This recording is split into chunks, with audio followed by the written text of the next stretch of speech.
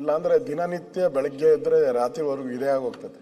ಅವ್ನು ನೋಡೋದ ಇವ್ ನೋಡೋದ, ಅವ್ನ ಹಿಡ್ಕೊಂಬ ಇವನ್ ಎಲೆಕ್ಷನ್ ಮಾಡು, ಇಷ್ಟರಲ್ಲೇ ನಮ್ಮ ಜೀವನ ಕಳೆದೋಗ್ತದೆ. ಕೊನೆಯಲ್ಲಿ ಎಂಡಲ್ಲಿ ಹೋದಾಗ ನಾ ಏನು ಮಾಡಿದ್ದೀನಿ ಅಂತ ಒಂದ್ಸರಿ ತಿರುಗಿ ನೋಡಿದ್ರೆ ಏನೂ ಇರಲ್ಲ, ಸೊನ್ನೆ.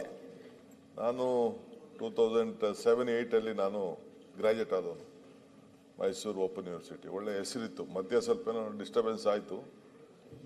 ನಮ್ಮ ಕುಟುಂಬ ಹೋಗ್ತೈತೆ, ಪರಿವಾರ ಹೋಗ್ತೈತೆ, ನಮ್ಮ ಸ್ನೇಹಿತರೆಲ್ಲ ಕಾಣೆ ಹೊರಟವ್ರು. ಒಬ್ರು ಸ್ನೇಹಿತರುಗಳೇ ಇರಲ್ಲ ಈಗ.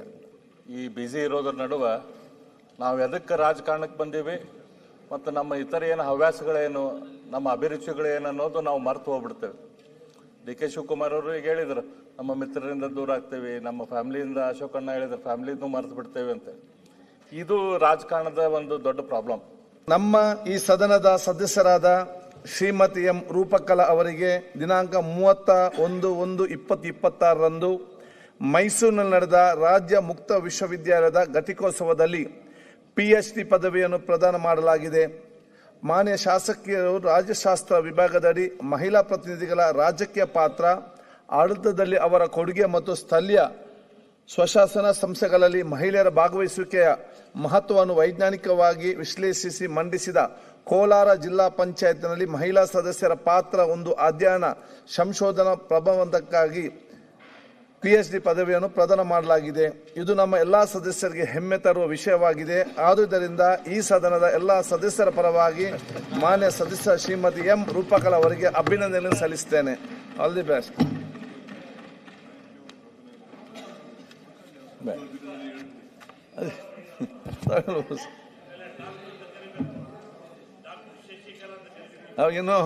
ಇನ್ನು ತಾವೆಲ್ಲರೂ ಕೂಡ ಅವರ ಡಾಕ್ಟರ್ ಶಶಿಕಲಾ ಅಂತ ಕರಿಬೇಕು.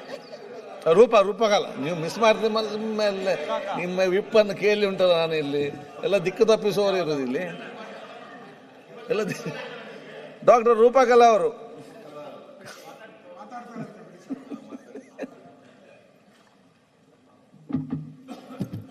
ಎಲ್ಲರಿಗೂ ನನ್ನ ಹೃದಯಪೂರ್ವಕವಾದ ಧನ್ಯವಾದಗಳು.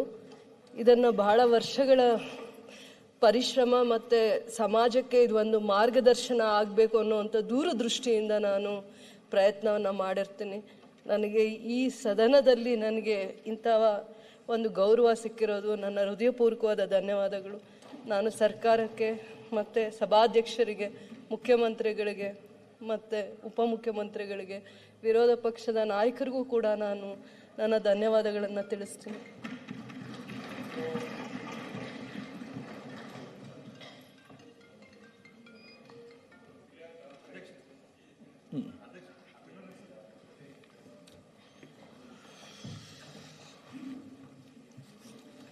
ಈ ಸದನದ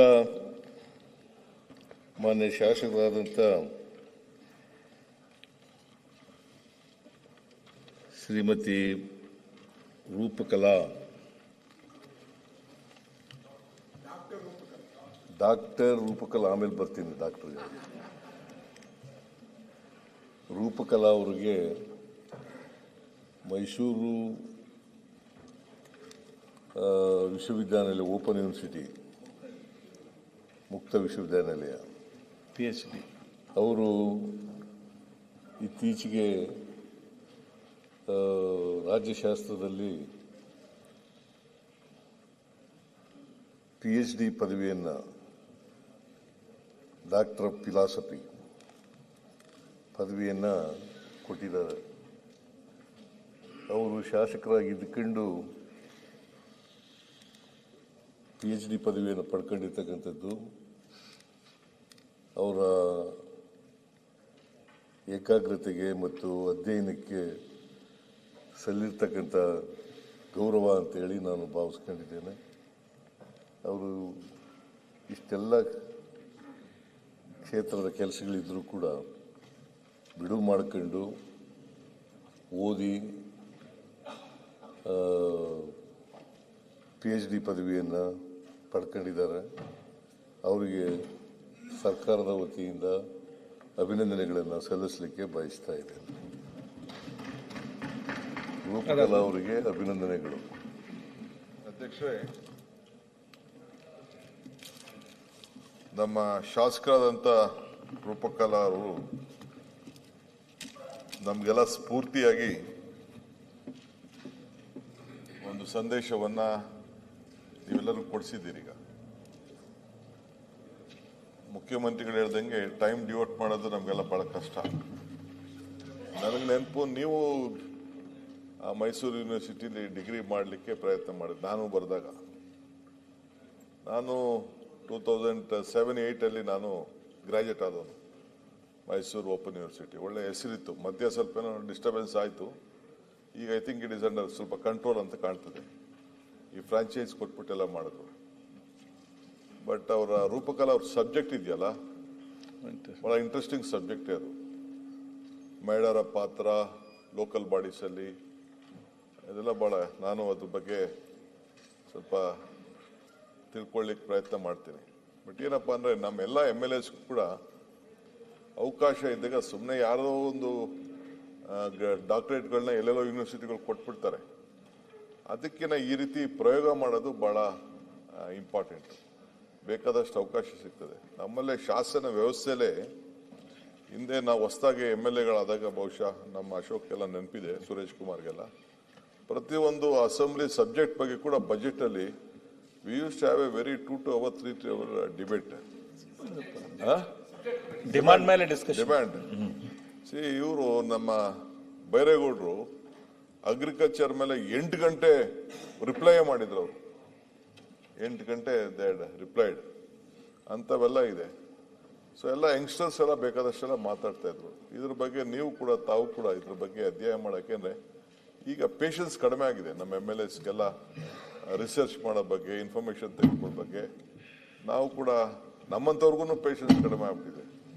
ಸೊ ಅದರಿಂದ ಇದ್ರ ಬಗ್ಗೆ ಹೆಚ್ಚಿಗೆ ಅಧ್ಯಯನ ಮಾಡಲಿಕ್ಕೆ, ಇದಕ್ಕೇನಾದ್ರು ಒಂದು ಇನ್ಫಾರ್ಮೇಶನ್ ಅಂತೂ ಈಗ ಮೊದಲಕ್ಕಿಂತ ಜಾಸ್ತಿ ಸಿಗ್ತಾ ಇದೆ. ಇದ್ರಿಗೆ ತಾವೆಲ್ಲ ಅವಕಾಶ ಮಾಡಿ. ನೀವು ಹೇಳಿದಾಗ ನಾನು ಕೂಡ ಒಂದು ರಿಸರ್ಚ್ ಮಾಡೋ ಪ್ಲಾನ್ ಅಲ್ಲಿ ಇದ್ದೇನೆ. ಸಬ್ಜೆಕ್ಟ್ ಯಾವ್ದು ಗೊತ್ತುಂಟಾ? ಶಾರ್ಟೇಜ್ ಆಫ್ ಅಟೆಂಡೆನ್ಸ್ ಬಗ್ಗೆ ಏನು ಕಡಿಮೆ ಅಂತ ಹೇಳಿ. ಸೊ ಎನಿವೆ, ಶಾಸಕರಾದಂಥ ರೂಪಾ ಶಶಿಕಲಾ ಅವ್ರಿಗೆ ಅಭಿನಂದಿಸ್ತೇನೆ. ಡಾಕ್ಟರ್ ರೂಪಾ ಶಶಿಕಲಾ ಅವ್ರಿಗೆ ಅಭಿನಂದಿಸ್ತೇನೆ. ಒಳ್ಳೇದಾಗಲಿ. ಇದೆಲ್ಲ ಶಾಸಕರು ಕೂಡ ರಾಜಕಾರಣಿಗಳಿಗೆ ಒಂದು ಪ್ರೇರಣೆ ಆಗಲಿ ಅಂತೇಳಿ ತಮ್ಮ ಮುಖಾಂತರ ಸರ್ಕಾರದ ಪರವಾಗಿ ಮತ್ತು ವೈಯಕ್ತಿಕವಾಗಿ ನಾನು ಅಭಿನಂದಿಸ್ತೇನೆ.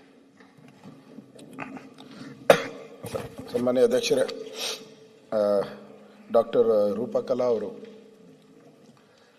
ರಾಜಕಾರಣದಲ್ಲಿ, ಅದರಲ್ಲೂ ಕೋಲಾರದಲ್ಲಿ ರಾಜಕಾರಣ ಅಂದರೆ ಅದೇ ಒಂದು ಸ್ಪೆಷಲ್ ಕ್ಯಾಟಗರಿಯಲ್ಲಿ ಅಂತ ಒಂದು ಸಿ ಬೇರೇಗೌಡರೆಲ್ಲ ಬಂದಿರತಕ್ಕಂಥ ಜಿಲ್ಲೆ ಅದು.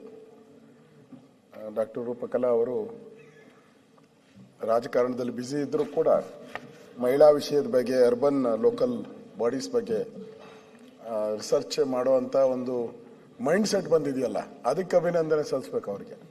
ಇಲ್ಲಾಂದರೆ ದಿನನಿತ್ಯ ಬೆಳಗ್ಗೆ ಇದ್ದರೆ ರಾತ್ರಿವರೆಗೂ ಇದೇ ಆಗೋಗ್ತದೆ. ಅವು ನೋಡೋದ, ಇವು ನೋಡೋದ, ಅವನ್ನ ಹಿಡ್ಕೊಂಬ, ಇವನ್ ಎಲೆಕ್ಷನ್ ಮಾಡು, ಇಷ್ಟರಲ್ಲೇ ನಮ್ಮ ಜೀವನ ಕಳೆದೋಗ್ತದೆ. ಕೊನೆಯಲ್ಲಿ ಎಂಡಲ್ಲಿ ಹೋದಾಗ ನಾ ಏನು ಮಾಡಿದ್ದೀನಿ ಅಂತ ಒಂದ್ಸರಿ ತಿರುಗಿ ನೋಡಿದ್ರೆ ಏನೂ ಇರಲ್ಲ, 0. ನಮ್ಮ ಕುಟುಂಬ ಹೋಗ್ತೈತೆ, ಪರಿವಾರ ಹೋಗ್ತೈತೆ, ನಮ್ಮ ಸ್ನೇಹಿತರೆಲ್ಲ ಕಾಣೆ ಔಟವ್ರು, ಒಬ್ಬರು ಸ್ನೇಹಿತರುಗಳೇ ಇರಲ್ಲ. ಈಗ ಆರೋಗ್ಯ ಹಾಳಾಗ್ತೈತೆ. ಇದ್ರ ಮಧ್ಯನೂ ಕೂಡ ಡಾಕ್ಟರ್ ರೂಪಕಲಾ ಒಳ್ಳೆ ಸಾಧನೆ ಮಾಡಿದ್ದಾರೆ. ಹಿಂದೆ ರೆವಿನ್ಯೂ ಮಿನಿಸ್ಟರ್ ಆಗಿದ್ದೆ. ನನ್ನ ಚೇಂಬರ್ಗೆ ಬರೋರು, ಇದು ಏನು ಮಿನಿ ವಿಧಾನಸೌಧ ಕೊಡೋಕೆ. ನಾನು ಹೇಳಿದೆ, ಅಮ್ಮ ನಮ್ಮ ಪಾರ್ಟಿಯವ್ರಿಗೆ ಕೊಡೋಕ್ಕೆ ಕಷ್ಟ ಆಗ್ತಾ ಇದೆ, ನಿನ್ಗೆ ಕೊಟ್ರೆ ನನ್ನ ಕತೆ ಮುಗೀತು ಅಂತ.